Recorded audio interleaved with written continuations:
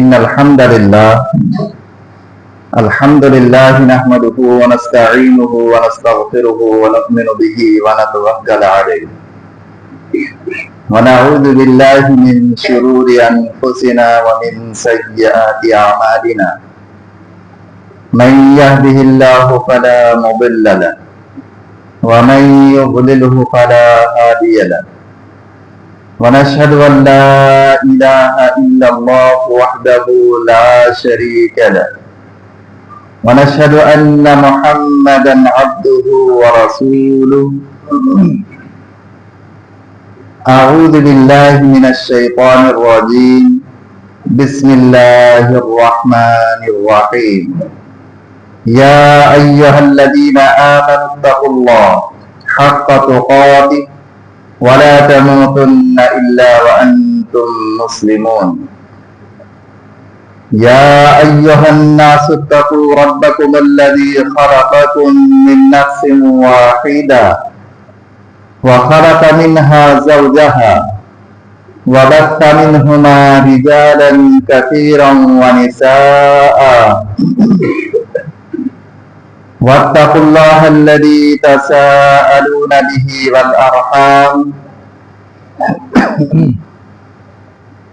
إن الله كان عليكم رقيبا يا أيها الذين آمنوا اتقوا الله وقولوا قولا سديدا يصلح لكم أعمالكم ويغفر لكم ذنوبكم ومن يطع الله ورسوله فقد فاز فوزا عظيما أما بعد فإن خير الحديث كتاب الله وخير الهدي هدي محمد صلى الله عليه وسلم وشر الأمور محدثاتها وكل محدثة بدعة وكل بدعة ضلالة وكل ضلالة في النار. قال الله عز وجل في الفرقان الحميد أعوذ بالله السميع العليم من الشيطان الرجيم من همزه ونفخه ونفثه بسم الله الرحمن الرحيم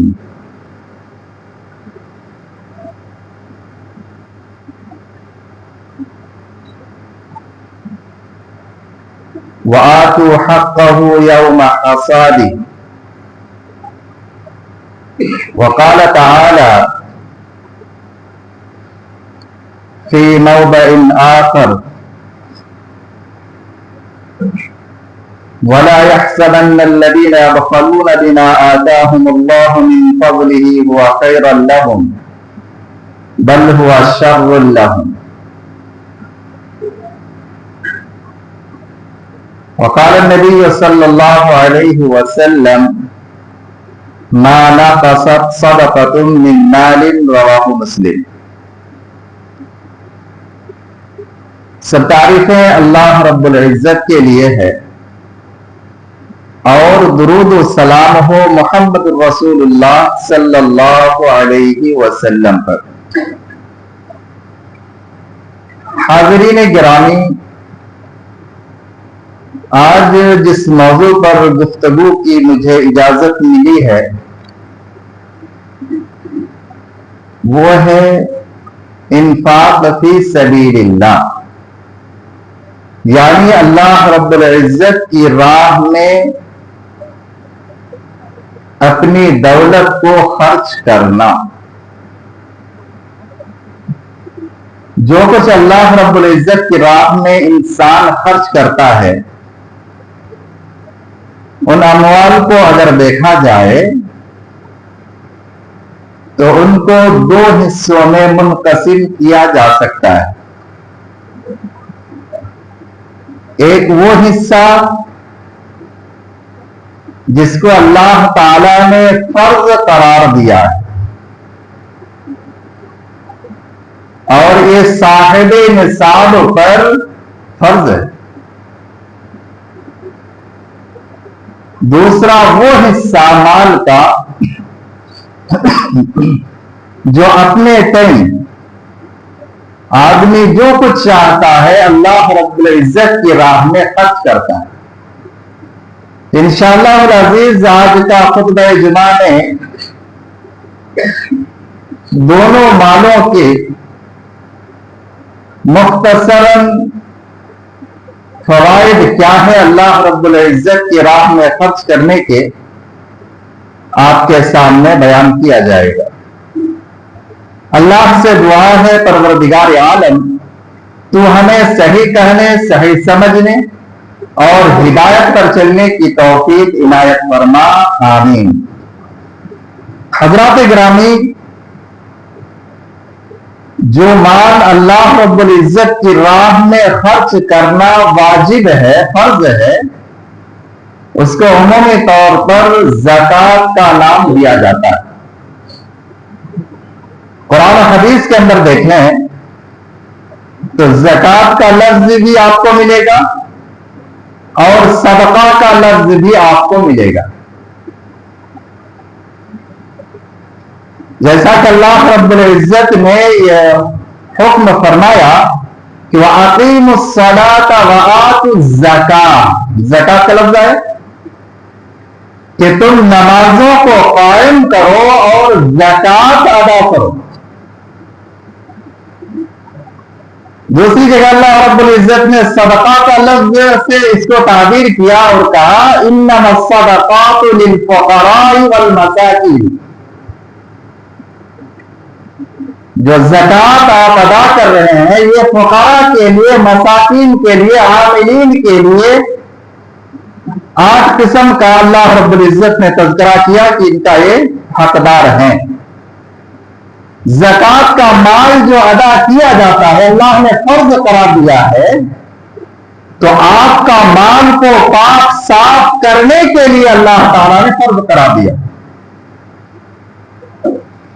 جیسا کہ سورۃ التوبہ میں اللہ رب العزت نے اس چیز کو واضح کیا اور کہا اے نبی صلی اللہ علیہ وسلم آپ ان سے زکوٰۃ کو وصول کیجیے اور اس کے ذریعے سے اس کا مال کو پاک صاف کیجیے اور ان کے لیے آپ دعا کیجیے۔ زکوٰۃ کا مال وصولنا، اس کے ذریعے سے اس کا مال کو پاک کرنا اور ان کے لیے دعا کرنا، تو جو کوئی زکوٰۃ کو وصولتا ہے اس کے اوپر یہ ضروری ہے کہ جس سے بھی زکوٰۃ کو وصول رہا ہے ان کے لیے دعا کرے کہ اللہ تعالیٰ آپ کی مغفرت فرمائے، اللہ تعالیٰ آپ کو جنت میں اعلیٰ مقام نصیب فرمائے، اللہ تعالیٰ آپ کو جہنم سے آزاد کر دے، اللہ تعالیٰ آپ کے بشری لغزشوں کو معاف فرمائے، آپ کے گناہ خطاؤں کو اللہ تعالیٰ درگزر فرمائے، جہنم سے اللہ تعالیٰ آپ کو آزاد کر دے، قبر کے عذاب سے اللہ تعالیٰ آپ کو محفوظ کرے، بنیادی عالم اور پریشانیوں سے اللہ تعالیٰ آپ کو بچائے رکھے، جب تک آپ کو باحیات رکھے، امن و عافیت میں رکھے، بعد مرنے کے اللہ تعالیٰ عافیت آپ کو نصیب فرمائے، قیامت کی ہولناکیوں سے محفوظ رکھے۔ مختلف طرح کی دعائیں ہو سکتی ہیں، مطلقاً یہ بات کہی گئی ہے کہ زکوٰۃ وصولیے، ان کا مال کو پاک کیجیے، ان کے لیے دعا کیجیے۔ اس آیت سے یہ بات معلوم ہوئی کہ جو آدمی زکوٰۃ ادا کرتا ہے تو اس کے مال کے اندر جو حرام چیزوں کی آمیزش ہو جاتی ہے اس سے اللہ تعالیٰ اس کا مال کو پاک صاف کر دیتا ہے۔ تجارت پیشہ زیادہ لوگ ہیں، آپ تجارت کر رہے ہیں، کوئی کسٹمر، کوئی گراہک آپ سے کچھ سوال پوچھ لیا اور آپ نے جھوٹ بول کر کے اپنا مال بیچ دیا، جبکہ جھوٹ بول کر کے مال بیچنا یہ حرام ہے، درست نہیں ہے۔ جھوٹ بولنا ہی تو کبیرہ گناہ ہے اور جھوٹ بول کر کے مال آپ نے بیچ دیا، قسم کھا کر کے آپ نے اللہ کو یاد دلایا، یقین دلایا اور اپنا مال کو بیچ دیا، تو جس کی وجہ سے مال کے اندر جو حلال کمائی تھی آپ کی، حرام کمائی کی آمیزش ہو گئی اور چھوٹی چھوٹی جو غلطیاں اس میں سرزد ہو کر کے مال حرام کے باعث بن گیا۔ اللہ تعالیٰ زکوٰۃ کے ذریعے سے اس کو پاک صاف کر دیتا ہے، اور جو زکوٰۃ ادا کر دیا، مال کو پاک صاف کر لیا، اللہ تعالیٰ نے کہا قد افلح من تزکیٰ، کہ وہ کامیاب ہو گیا جس نے تزکیہ کیا۔ چاہے مال کا تزکیہ ہو، یا اعمال کا تزکیہ ہو یا جسم کا تزکیہ ہو، ہر شخص کو تزکیہ کرنا چاہیے، پاک صاف کرنا چاہیے۔ معمولی کپڑا گندا ہو جاتا ہے، جب تک آپ صاف نہیں کرتے اس کپڑا کے اندر رونق ختم ہو جاتا ہے۔ اسی طریقے سے آپ زکات ادا نہیں کر رہے ہیں تو ان کے اندر حرام کی آمیزش ہو گئی، زکات ادا کر دیے، اب آپ کا مال حرام سے پاک صاف ہو گیا۔ یہاں پر ایک پوائنٹ کی بات میں آپ کو بتاتا چلوں، کوئی اگر حرام کمائی کماتا ہے، سود لے لیا، فائنانس کرا لیا، اس سے گھر بنایا، اس سے دیگر کام میں لگا دیا، اب حرام کی کمائی کی آمیزش ہو گئی، وہ زکات نکال رہا ہے اور کہہ رہا ہے کہ زکات ہم نے نکال دیا ہے، ہمارا مال پاک ہو گیا، ہمارا مال صاف ہو گیا۔ نہیں، غلط سوچ، مال پاک صاف نہیں ہوگا۔ حلال کمائی میں حرام کی آمیزش ہو تو جا کر کے پاک ہے، اور بھی تھوڑی موڑی چیزیں لا علمی کی بنیاد پر جان بوجھ کر کے ایسا کریں گے تو پھر ان کے لیے توبہ استغفار ہی رہ جاتا ہے کہ توبہ استغفار کریں اور آئندہ کبھی بھی حرام کمائی کو لینے کا نہ لینے کا عزم مسلم کر لیں کہ حرام کمائی اب آئندہ کبھی ہوگا ہی نہیں۔ اللہ رب العزت کی رحمت بہت زیادہ وسعت والی ہے۔ تو جو شخص اپنے مال کا جسم کا تزکیہ کر لیا وہ کامیاب ہو گیا۔ اور دوسری جگہ اللہ تعالیٰ نے کیا کہا، وَآتُوا حَقَّهُ يَوْمَ حَصَادِهِ، کہ جس دن فصلوں کو کاٹا جاتا ہے اسی دن اللہ کا جو حق ہے زکات اس کو ادا کر دیا جائے، زکات کو وصول لیا جائے۔ یہ فرض زکات ہے۔ تو زکات آپ پر فرض کب ہوگا؟ جب دو چیزیں، دو شرائط ان کے اندر پائی جائے، ایک ہے نصاب کا ہونا، دوسری چیز حولان حول۔ نصاب کیا ہے کہ منیمم 7.5 تولہ سونا یا اس کے مساوی چیز آپ کے پاس ہے تو یہ نصاب ہوا، اور اس پر سال کا گزر جانا یہ دوسری شرط ہے۔ تو لہذا نصاب کو پہنچ جائے اور اس پر سال گزر جائے تو ان کے اوپر زکات فرض ہو جاتا ہے اور اس کو لا محالہ زکات ادا کرنا ہی ہے۔ ایسے لوگ اگر زکات کو ادا نہیں کرتے ہیں تو اس کے لیے سخت وعید نبی صلی اللہ علیہ وسلم نے بیان فرمائی ہے کہ کل قیامت کے میدان میں اللہ تعالیٰ اس کے مال کو جمع کرے گا اور جمع کر کے توق کی صورت میں بنا دے گا، پھر جہنم کی آگ میں اس کو تپائے گا اور جہنم کی آگ میں اس مال کو گرم کر کے ان کی پیشانی اور ان کے پہلوؤں میں داغا جائے گا۔ نبی صلی اللہ علیہ وسلم نے بیان کیا کہ گنجا سانپ کی شکل میں بنا دیا جائے گا اور گنجا سانپ کی شکل دے کر کے اس کے گلے میں لپیٹ دیا جائے گا، اور وہ گنجا سانپ جن کی آنکھوں کے اوپر دو سیاہ دھاری ہوتے ہیں، دو سیاہ دھبا ہوتا ہے، اور یہ دھبے جو ہے زہریلا سانپ کی علامت ہوتی ہے۔ ناگ وغیرہ جو سانپ ہوتا ہے اس کے اندر عمومی طور پر یہ چیزیں دیکھی جاتی ہے، یا زہریلا سانپ ہوتا ہے اس کے اندر یہ چیزیں دیکھی جاتی ہے۔ اس شکل میں اس کے مال کو بنا دیا جائے گا اور اس کے گلے میں لپیٹ دیا جائے گا۔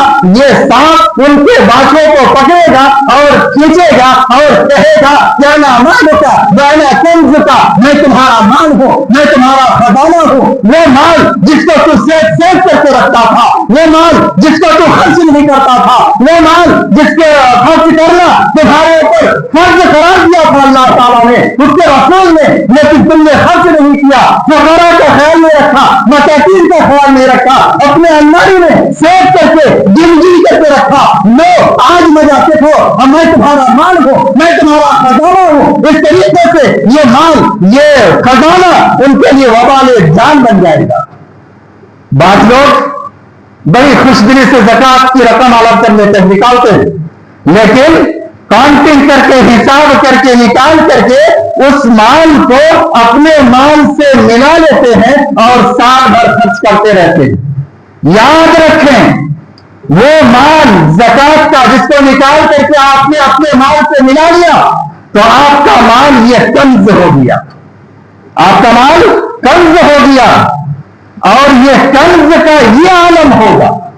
اور جو زکات ادا نہیں کرتے ہیں اس کی سزا تو اس سے سخت ترین ہونے والی ہے۔ لہذا کنز ہو جائے या फिर कुल्ली तौर पर ज़कात अदा न किया जाए, दोनों सूरतों में आदमी जो है अजाब का मुस्तहिक बन जाता है। लिहाजा ज़कात की जो रकम आपने अलग कर ली, उस रकम को अपने माल से मिलाने की जरूरत नहीं है। आप ना मिलाएं, अगर मिलाएंगे तो आपका माल से कब्ज हो जाएगा। लिहाजा कब्ज से अपने आप को बचाइए, अपने माल को बचाइए। तो ज़कात अदा करना, ये तो खैर सोना चांदी वगैरह में है। चांदी में 12.5 तोला, चांदी की रकम देखा जाए तो बहुत कम बनती है, जबकि सोना की रकम देखी जाए तो बहुत ज्यादा बन जाती है। तो अब चांदी के हिसाब से जो सिक्का आपके पास है, जो रुपये पैसे हैं, उसकी ज़कात निकालेंगे या फिर सोना के हिसाब से निकालेंगे। तो इस ज़िम्न में उलमा इकराम का कहना है कि पूरी दुनिया की मईशत सोने के हिसाब से है, चांदी के हिसाब से नहीं है। लिहाजा सोना का हिसाब लगाया जाएगा, चांदी का हिसाब लगाया नहीं जाएगा। इसके अलावा आपने माल पाल रखा है तो फिर आप 5 ऊंट में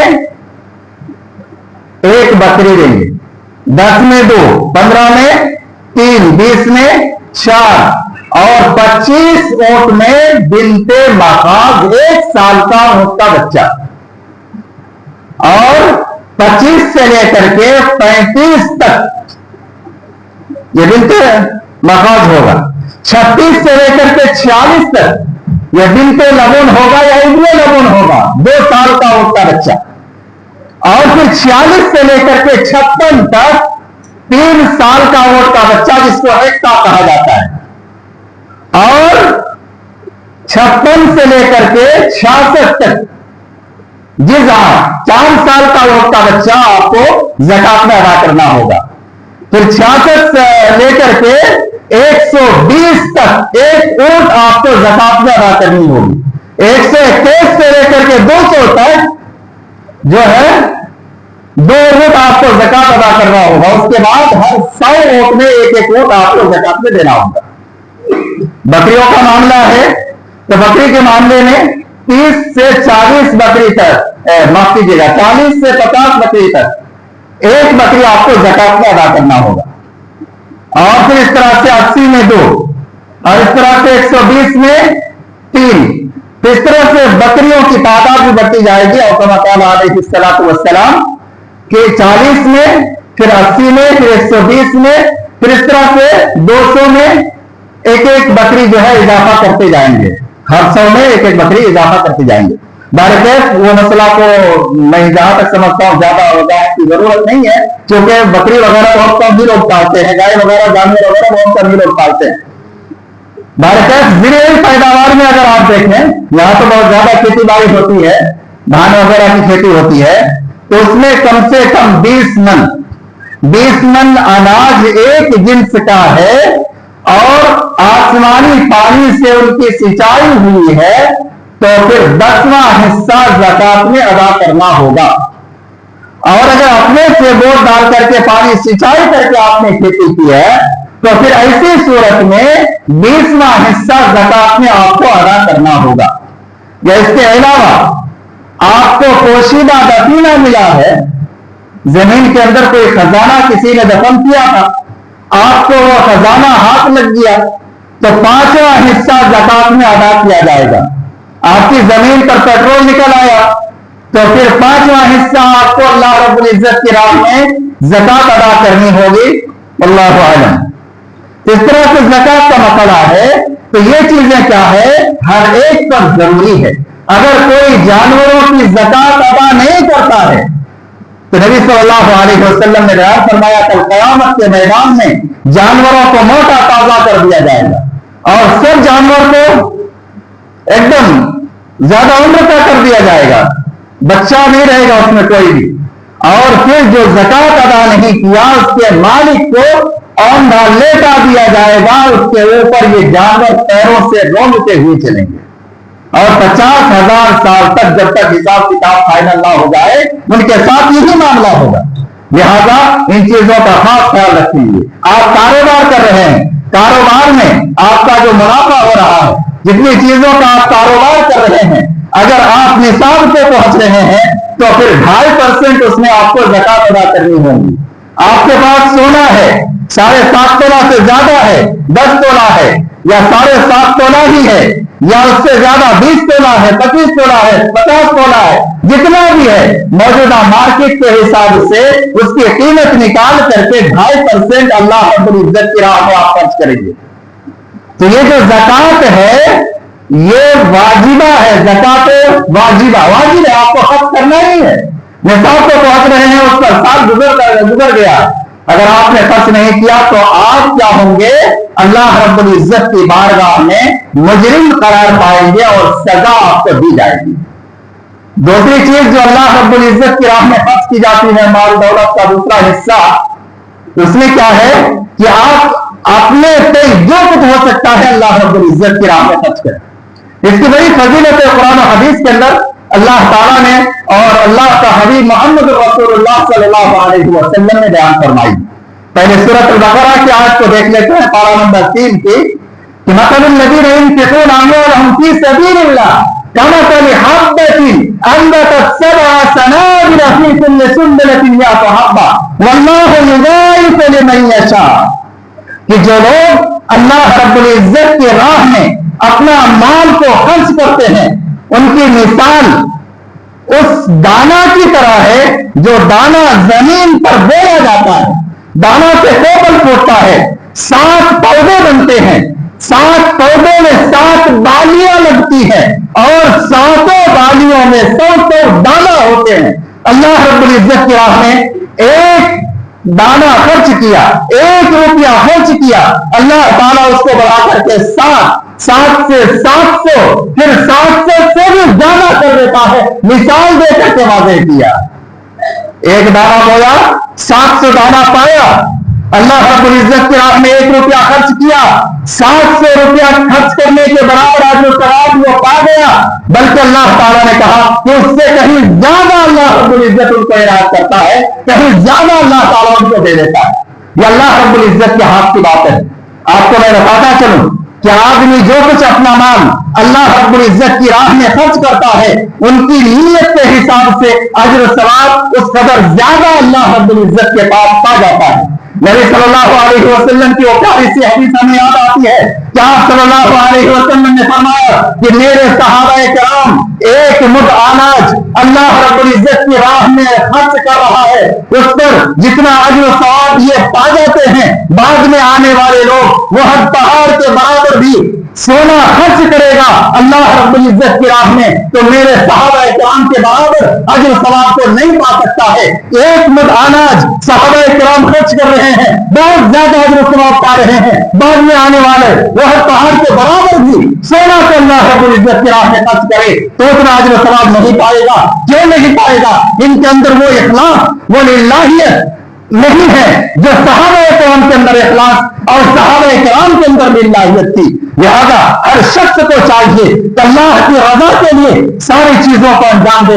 माल खर्च कर रहा है, नमाज अदा कर रहा है, ज़कात दे रहा है, सदका तो खैरात कर रहा है, नमाजों को पाबंदी के साथ अदा कर रहा है, कुरान की तिलावत कर रहा है, मदारिस पर खर्च कर रहा है, मिस्किनों पर खर्च कर रहा है, बेवाओं पर खर्च कर रहा है, यतीमों पर खर्च कर रहा है, कल्लासों पर खर्च कर रहा है। अल-गर्ज, सोना, जागना, हर चीज अल्लाह रब्बुल इज्जत के रजा के खातिर होना चाहिए, तब जाकर के वो कामयाबी और कामयाबी से हमकिनार होगा। और इस चीज को अल्लाह रब्बुल इज्जत ने वाज़ेह कर दिया और कहा, ऐ हबीब सल्लल्लाहु अलैहि वसल्लम आप कह दीजिए, इन्ना सलाती व नुस्की व महयाया व ममाती लिल्लाहि रब्बिल आलमीन, कि मेरा सोना, मेरा जागना, मेरी जिंदगी, मेरी मौत और मेरी कुर्बानी, मेरी नमाज, ये सारी चीजें अल्लाह रब्बुल आलमीन के लिए। तो मालूम क्या हुआ कि आप जो कुछ खर्च कर रहे हैं इखलास और लिल्लाहियत के साथ खर्च होना चाहिए। यह नहीं कि चलो भाई रुपया का काम तो है नहीं, थोड़ा दे देते हैं अल्लाह के रास्ते में, थोड़ा खर्च कर लेते हैं अल्लाह रब्बुल इज्जत के राह में, तो ये सदकाए गैर नाफिला जो सदका नकली है, तो नकली सदका पर अल्लाह रब्बुल इज्जत ने बेशुमार अजर रखा है। اور نقلی صدقہ اگر آدمی اپنا مال کا 3 حصہ کر کے 1 حصہ خرچ کر دیتا ہے، دے دیتا ہے، تو اس پر تو سونے پر سہاگا لگ جاتا ہے اور زیادہ خوشی کی بات ہے۔ اور یاد رکھیے گا، سب سے محبوب ترین چیز کو ہی اللہ رب العزت کے راہ میں خرچ کرنا ہے، تب جا کر کے اللہ تعالیٰ اس قدر نیکیاں بھی آپ کو عنایت کرے گا۔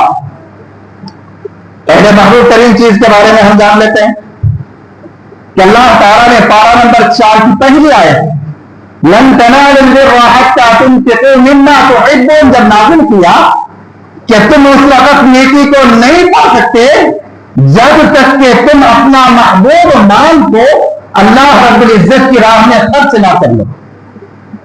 حضرت ابو طلحہ انصاری رضی اللہ تعالیٰ عنہ آیت کے نزول کے بعد نبی کریم صلی اللہ علیہ وسلم کی خدمت میں حاضر ہوئے اور اس نے کہا اللہ کے رسول، یہ بیروحہ جو باغ ہے مجھے بڑا محبوب ہے، مجھے بڑا پسند ہے، لہذا اللہ تعالیٰ نے یہ جو حکم نازل کیا ہے لن تنالوا البر حتى تنفقوا مما تحبون، اس آیت کے لیے اللہ کی رضا کے خاطر اس مال کو میں اللہ رب العزت کی راہ میں خرچ کر رہا ہوں۔ آپ جس کو چاہے تقسیم کر دیں۔ آپ صلی اللہ علیہ وسلم نے کہا یہ تو بہت نفع بخش بات ہے۔ 3 مرتبہ صلی اللہ علیہ وسلم نے بات کو دہرایا، یہ تو بڑا نفع بخش بات ہے۔ اے ابو طلحہ انصاری رضی اللہ تعالیٰ عنہ سنو، میرا مشورہ ہے کہ تم اس باغ کو اپنے رشتہ داروں میں تقسیم کر دو، جو تمہارا رشتہ دار اس باغ کا مستحق ہے ڈبل اجر پا جاؤ گے۔ رشتہ داروں میں خرچ کرنا ڈبل اجر کے باعث ہے۔ اس نے پورا مال اپنے کزن وغیرہ میں تقسیم کر دیا، جاؤ اللہ کی رضا کے خاطر۔ آج ہماری حالت کیا ہے کہ مولوی صاحب اگر مدرسے کے لیے پہنچے ہوئے ہیں یا مساجد کے ذمہ دار پہنچے ہوئے ہیں، رمضان کا مہینہ ہے بھائی تھوڑا سا تعاون، ہاں ٹھیک، ارے نہیں دینے کا بہانہ ہے، ارے اور آئے گا نہیں دے گا، یہ بہانہ بازی چھوڑیے۔ جو کچھ آپ نے اپنے اوپر خرچ کر لیا یہ آپ کا مال ہے، جو کچھ پہن کر کے آپ نے وسیلہ کر لیا وہ آپ کا مال ہے، جو کچھ صدقہ و خیرات آپ نے کیا وہ آپ کا مال ہے۔ یہ 3 قسموں کے مالوں کے علاوہ جو کچھ آپ کے پاس ہے، چاہے وہ بنگلہ ہو، چاہے وہ گاڑی ہو، چاہے وہ زمین ہو، چاہے دیگر چیزیں ہو، یہ آپ کے نہیں ہے، یہ آپ کے وارثین کے ہیں، یہ آپ کے نہیں ہوتی، آپ کے وارثین کے ہیں۔ لہذا ایسا مت کیجیے، ضرورت ہے آپ خرچ کر سکتے ہیں، خرچ کیجیے، بہانہ بازی کو چھوڑ دیجیے۔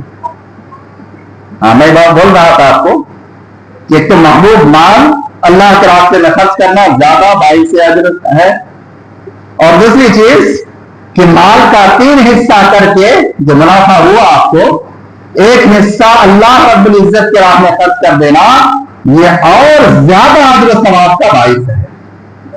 کئی واقعات آپ کو قرآن کے اندر ملیں گے۔ سورۃ القلم کے اندر اللہ تعالیٰ نے بیان کیا اِنَّا بَلَوْنَاهُمْ كَمَا بَلَوْنَا أَصْحَابَ الْجَنَّةِ کہ ہم نے باغ والوں کی آزمائش کی۔ کیسے کہ ایک شخص اپنا باغ جو ہے بنا رکھا تھا اور اس میں دیکھیے جتنا بھی اناج جتنا بھی فروٹس وغیرہ نکلتا تھا 3 حصہ کر کے 1 حصہ اللہ رب العزت کی راہ میں خرچ کر دیا کرتا تھا اور 1 حصہ اپنے لیے اور 1 حصہ باغ کی رکھوالی کے لیے۔ جب اس آدمی کا انتقال ہوا تو ان کے بچوں نے بڑی پوٹکاری کی اور کیا سوچا، یار میرے والد صاحب بیوقوف تھے کیا یار، اتنا زیادہ اناج خرچ کر دیتے تھے، ہم تو ایک دانہ خرچ نہیں کریں گے، وہ اناج اگر بچ جائے تو ہمارا دوسرا تیسرا کام بھی ہوگا۔ راتوں رات چپکے سے یہ لوگ گھر سے نکلے کہ پھل توڑ لیں گے، جب پہنچا تو دیکھا کہ ان کا باغ کا ستیہ ناش ہو چکا ہے، ختم کچھ نہیں ہے۔ تم نے سے ایک دوسرے کی ملامت کرنا شروع کر دی، ارے تم نے چھوڑا دیا تھا، ارے تم نے کرنا, مساکین پر خرچ نہیں کرنا, مال کا ایک بڑا حصہ یہ خرچ ہو جاتا ہے, برباد ہو جاتا ہے. تم نے کہا تھا, تم نے کہا تھا. اس طرح سے آپس میں مشورہ کر کے ایک دوسرے کی ملامت کر کے پھر سب نے اللہ رب العزت کی طرف رجوع کیا. بعض مفسرین کرام نے لکھا کہ اللہ تعالیٰ نے دنیا کے اندر دے دیا تھا, اور بعض نے لکھا کہ اللہ تعالیٰ نے آخرت کے لیے ان کے لیے ذخیرہ کر لیا. باغ تباہ کیوں ہو گیا؟ 1/3 ان کے والد صاحب خرچ کر رہے تھے اور یہ لوگ خرچ نہیں کیے تو اللہ تعالیٰ نے باغ کو برباد کر دیا. 1/3 خرچ کرنے کا فائدہ یہ مسلم شریف کی ایک روایت بتاتی ہے کہ نبی صلی اللہ علیہ وسلم نے بیان کیا. حدیث کے الفاظ میں آپ کے سامنے نہیں رکھ رہا ہوں, اور قرآن کے بھی الفاظ میں نے مکمل طور پر آپ کے سامنے نہیں رکھا. اس سمجھانے کے انداز سے میں نے اس واقعہ کو آپ کے سامنے پیش کیا. اس طرح سے ہے کہ ایک آدمی بیابان سے گزر رہا اور بادلوں سے آواز آئی, اس سے حدیقت فلان او کما قال علیہ الصلوۃ والسلام, کہ فلاں شخص کے باغ کو جا کر کے پانی برساؤ. یہ شخص جو راہگیر تھا ادھر ادھر پلٹ کر کے دیکھا تو کہیں سے بات سمجھ میں نہیں آئی, کوئی بھی انسان نہیں ہے. اس کو یقین ہوا کہ اوپر جو بادل ہے بادل سے یہ آواز آئی.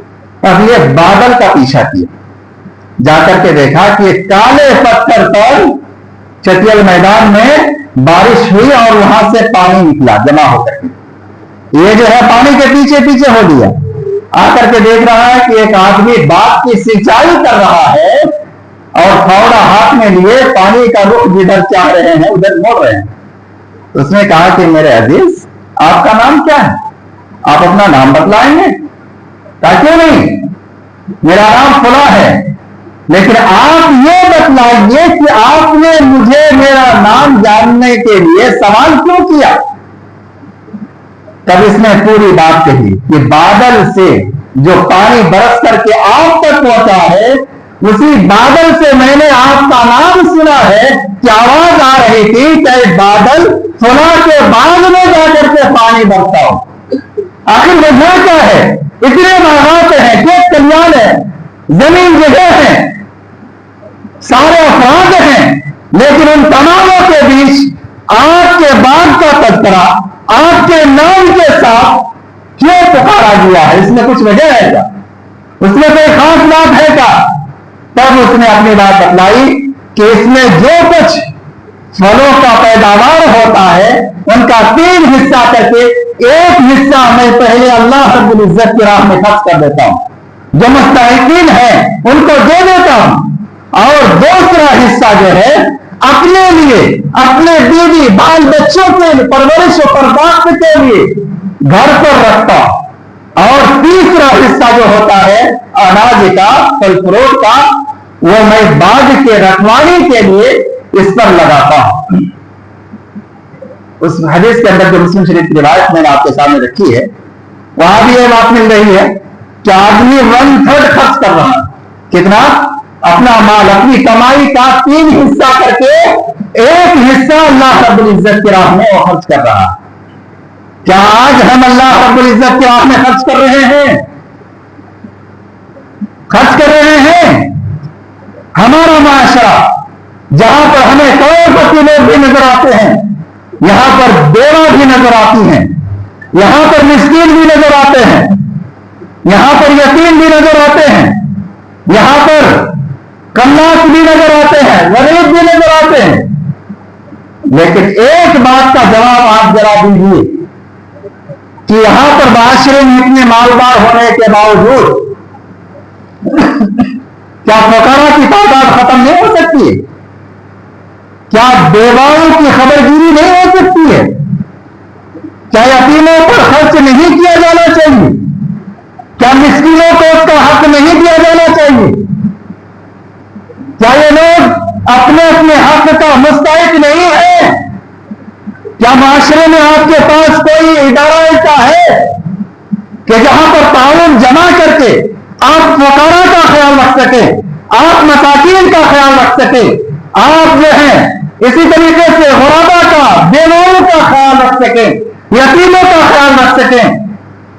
क्या आपके पास नौजवानों की टीम ऐसी नहीं होनी चाहिए? क्या आपके पास सदका और खैरात जमा करने के लिए कोई इदारा नहीं होना चाहिए?